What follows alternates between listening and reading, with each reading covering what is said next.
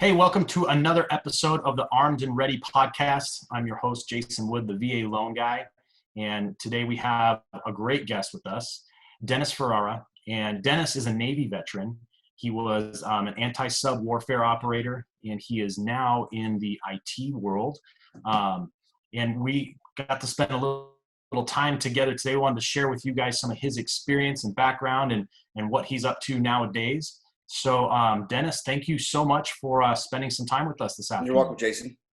Yeah, it's great to have you on the show. You're welcome.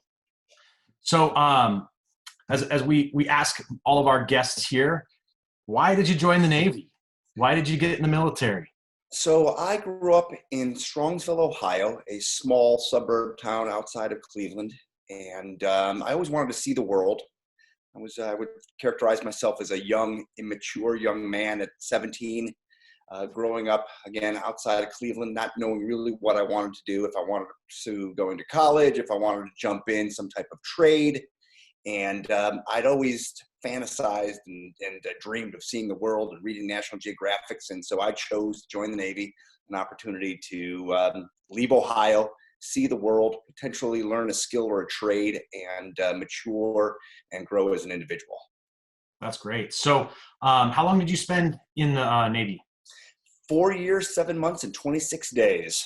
I know that I extended a little bit. My job, we had an opportunity to learn some new systems and equipment, and to do so and stay within my squadron, I had to extend. So my original enlistment was 4 years, but tacked on an extra 7 months or so at the end of it.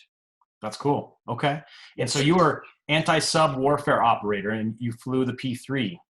I was a computer operator, systems analyst on P3 Orion's acoustic. Think of, if you've seen Hunt for the Red October, Jonesy, who is listening and tracking the Typhoon submarine. We did the same thing in the air. So the P3 Orion is a 4-propeller prop plane based on an Electra airframe, and we flew all over the world. Is that the one with the big disc on top of it? It is not. That's AWACS plane. Ours has a long tail at the end of it, and that was a mad boom for magnetic anomaly detection. Okay. And so when you guys were doing that stuff, were you flying low altitude, high altitude? Multi-altitude. So you would search at a higher altitude, and then you would locate and prosecute at a very low altitude, typically, easily 200-300 feet off of the ocean floor, flying around like 300 knots. Rocking and rolling, and so a lot of good times, very exciting, and got to see a lot of great places around the world. I bet. What how big is the crew on that airplane? The crew is 12, 5 officers, 7 enlisted. Was back in the day, so this was in the late 80s, early 90s, and so you had 3 pilots, a navigator, a tech coordinator that made up the officer component, and then the enlisted, you had 3 anti-submarine warfare operators, 2 acoustic, 1 electronic warfare that ran like ESM and radar, and then you had a technician that maintained and fixed any of the equipment, and an ordnanceman who was responsible for buoys and things of that nature. Wow, that's really cool. So flying around all over the ocean, you probably got to see and land in some pretty awesome places. What were some cool places you got to visit? A really cool place is Indonesia, Surabaya, Indonesia, small city just on the island of Java.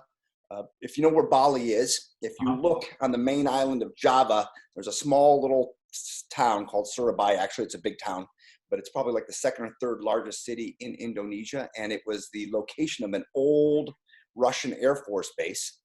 And the Indonesian government was looking into purchasing P3 Orions, and my crew, we were lucky enough to fly there with a government contingency and fly dignitaries from the Indonesian government around while they were assessing whether they were going to purchase the plane or not. And so we were there for a week. 12 of us, we had our own hotel room, our own floor of a Hilton hotel in Surabaya, and we had guards, and they took us out everywhere. But it was very interesting. Got the royal treatment while you were there. Royal treatment. That's pretty cool. Yeah, that's probably the most obscure, interesting place I've been. Yeah, I bet. Did they end up buying any airplanes? I don't know the answer to that. I think we went to Thailand after that. So yeah, we were there for a week, and then we had to go some other place. Awesome. That's really cool. So did you get to spend any time in Hawaii or San Diego? I did. Primarily the squadron was based out of Moffett Field, California, here up in the Bay Area, San Okay. Jose Bay Area. But obviously traveled to San Diego a lot for work, and Hawaii. San Diego, I did SEER school in San Diego, which was Survival, Evasion, Resistance, and Escape School. It's a POW type school that people who are forwardly deployed, air crews that fly over, far away from base, special forces, things of that nature attend. Okay. Okay. That's And pretty then cool. Hawaii, obviously transiting from the mainland to forward Eastern Asian countries. We would fly through Hawaii for sure. Right. Now, did your guys' plane basically do like in-flight refueling, or were you guys able to land on carriers, or? Nope, we were too big, but we carried a lot of fuel, and we were able to be airborne for 12 plus hours. We would shut down an engine. When I was in it, you could shut down one engine called feathering an engine. I think some of the early air crews could actually shut down two engines.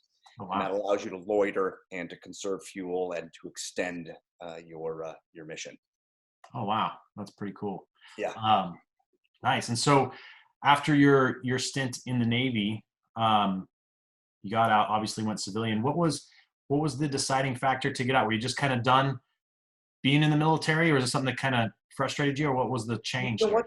I knew it was going to be a very, I knew one enlistment was probably the duration of my service. I was looking to grow, to mature, develop some skills, leadership skills, maybe even develop a skill that would translate to the civilian world. Unfortunately, tracking Soviet submarines is not a job that you find in the Mercury News or the LA Times in the employment section. But, I was looking to develop some personal skills and to mature. And so my plan was to get out of the service and eventually go back east where I'm from and go to college. But I ended up meeting a woman, a young lady out here, falling in love, and the rest is history. Never left California. Got it. Okay. So you're up in the Bay Area right now, right? Kind of the heart of everything IT in our country, right? Silicon Valley. Silicon Valley, high-tech area. Absolutely. And so you're in sales now, right? Yeah. And you had kind of an interesting path or an interesting story into that. So share that with us. As I was exiting the service, quickly recognized that I did not want to leave California. Met a gal and wanted to start a life here, potentially start a life with her. And, you need employment and you need some education. And so I was going to junior college, and I had met a friend of mine in the service who was also following a similar path. And he said, "Hey, the company I'm working for has an opening for a driver." And I ended up interviewing with the owner of the company, founder of the company, and the job was to drive a delivery vehicle. It offered a lot of flexibility. The gentleman that owned the company, who turned out to be my lifelong mentor, Mark Klein, was an ex-Marine. Oh, cool. And, I was the only one who went to the job. They were interviewing multiple people, but I was the only one who interviewed in a suit for a $6 an hour driver job back in 1989, 88, whatever that year that was. And ultimately they chose actually 1991, actually that was. And ultimately I got the job, was able to go to school, and I was able to take that initial $6 an hour driver position and parlay that into a 29-year career with the company. And now I manage all of the strategic accounts for a $100 million plus regional technology VAR MSP. That's really cool. That's quite a progression. Now, for our listeners, some of them may not be old enough to know that when you were delivery driving, there was no GPS and there was no Waze or Google Maps back then. None of that, man. So you're in the San Francisco Bay Area trying to figure it out with a map. That's exactly right. The old flip maps. Yep. You would look up an address. It would give you a coordinate, Y coordinate, and you would drive it down and like, okay, I think I know where that is. Right. And, enough to get you close enough. Exactly. Yeah. When I was in high school, I had a delivery job for a little bit, and man, they got it easy today with technology. Yeah. I remember struggling to find some streets and some addresses back then. And I'm sure the Bay Area is just that much bigger than where I was from. So there are probably some points where it was pretty tough. Yeah. A lot of driving. Yeah. Yeah. So, so you moved up from there, and what was, kind of the transition from, you started out as a driver, so, entry level position. Sure. And, now you're up, at a pretty top level sales position. But what was, just getting from the driver to that next step? What was that? Well, again, ambition was a big part of it. I wanted more. I was asking for more. I had a mentor and the gentleman that hired me that saw something in me and recognized that, this is I don't want to call it a foundational piece, but a block I could build upon to grow this company. These are the type of people I want in the company. These are the type of individuals that I think can help me take the company to the next level. And, I consider myself a people person. People like to buy from people they like. They also like to buy from people they trust. And I believe I have that skill set, and I have those characteristics, personality characteristics. And for me, I think it's just around hard work. Luck has nothing to do with it. I used to think I was lucky, but it's not about luck. It's about being prepared. It's about making choices that alter your life every day, whether it's, small choices like what you're having for lunch to choices how do you put in that extra hour of work? Do you make that extra call? Do you send that extra email? Do you those types of things that pay off later on down the road? Right. Yeah. That extra oomph and drive. I tell, the people that work in my organization, do the do. Don't worry about so much about the result in the outcome. As long as you're putting forth the effort consistently, which is the biggest key, is that consistent effort, the results will come. Yep. Do the right things a lot. Yeah, exactly. Do the right things a lot. So, so now you've worked way up, and what kind of things did your mentor teach you that stuck with you and you teach to others now? Accountability. Hold yourself and others accountable. Make good choices. Yeah. And then always make a decision. There are worse things than making no decision, making the wrong decision. No decision is worse than making the wrong decision, is what he always preached. And, so I've taken that to whenever there's an opportunity where I have to make a decision, I make it. Sometimes I'm right, sometimes I'm wrong, but I quickly make a decision and we move on from there. And if it's correct, we reap the rewards. If it was an incorrect decision, we alter our strategy and we recover from it. That's awesome. Yeah, that's really good advice. So you've been with this company since you got out of the Navy, right? You haven't. Absolutely. Yeah, we were, when I joined the company, we had maybe 7 employees. Okay. Our revenue was approximately $1 million a year. And we were selling round reel tape and tape products for backups. If you ever, the round computer reels and disc packs and things of that nature. And our business has evolved tremendously, and change has been constant for the last 30 years. And one of the reasons I've stayed, obviously, I'm invested in the company. I've had an opportunity to help drive the direction strategy of the company as we've evolved. My role has changed throughout the 30 years, but what has kept me here is the change. It's stimulating. And if you're in the high tech field, and if you're in Silicon Valley, you recognize, or I guess anywhere in the globe right now, change is a constant, and you have to adapt and evolve. And if you don't, you're going to be in trouble. Yeah. Well, especially the speed at which the technology changes now. It seems that every year the technology changes that much quicker, right? Yeah. And evolves that much more. So it's always constant change. So, I mean, I guess that's an attractive thing, for a lot of people in seeking out kind of a career, is something that, isn't a mundane, repetitious thing day in and day out. Yeah. Right. We're fighting being obsoleted. I don't want to say daily, but it is the reality of the situation that we have to evolve or we will be obsolete. Right. Yeah. And with as quickly as technology evolves, that's super pertinent. I mean, for every technology company, Yeah. not just you guys. I mean, for every business, really, right? I mean, Yeah. things are changing, and I think even the coronavirus right now is going to alter how we do business, whether it's significantly large commercial real estate, development, right, where you've got 8,000 employees in the same building, and how you work from home and what's important. So I think this is going to change how we do business, every business going forward. And I'm Absolutely. sure you see it in your business. You're probably just a lot more Zoom meetings, WebEx meetings, real estate. Obviously, my wife's a real estate agent, and how that is evolving. Their, how they are presenting homes, listing homes, and showing potential clients homes. It'll change the world, or has.